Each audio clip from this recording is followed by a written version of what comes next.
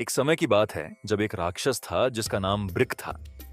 Brick को उसका परिवार और समाज हमेशा तिरस्कार की नजरों से देखता था।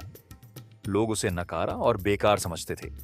इस अपमान से आहत होकर ब्रिक ने ठान लिया कि वह अपने आप को साबित करेगा।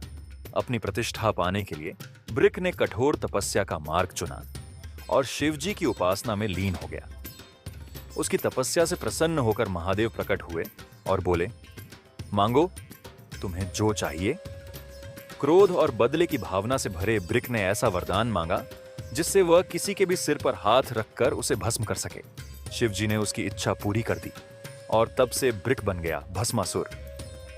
वरदान पाकर भस्मासुर ने अपनी शक्ति का परीक्षण करना शुरू कर दिया। उसने कई निर्दोष लोगों और जानवरों को भस्म कर दिया। उसका आतंक इतना बढ़ गया कि सभी देवता भयभीत होकर इंद्रलोक से भाग गए। तभी नारद मुनि वहां आए और भस्मासुर से पूछा, तुम अपने वरदान से खुश तो हो ना? भस्मासुर ने नारद मुनि का धन्यवाद किया क्योंकि उन्हीं के सुझाव पर उसने शिवजी की तपस्या की थी। लेकिन नारद जी ने उसे बहकाते हुए कहा कि अगर शिवजी वरदान दे सकते हैं तो वापस भी ले सकते हैं। यह सुनकर भस्मासुर को शिवजी से डर लगने लगा और उसने सोचा कि वह शिवजी को ही भस्म कर देगा ताकि उसका वरदान कभी छिन न सके।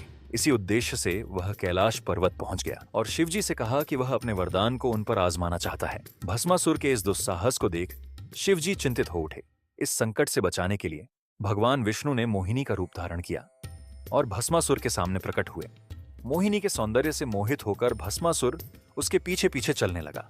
मोहिनी ने उसे अपने नृत्य में शामिल होने के लिए कहा। नृत्य के दौरान मोहिनी ने अपने सिर पर हाथ रखा। भस्मासुर ने उसकी नकल करते हुए अपने ही सिर पर हाथ रख दिया और देखते ही देखते वह खुद भस्म हो गया। यह कथा हमें सिखाती है कि अनियंत्रित शक्ति और घमंड हमेशा विनाश की ओर ले जाते हैं।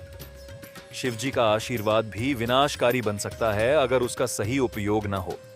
हर शक्ति का सही उपयोग ही उसका सच्चा सम्मान है।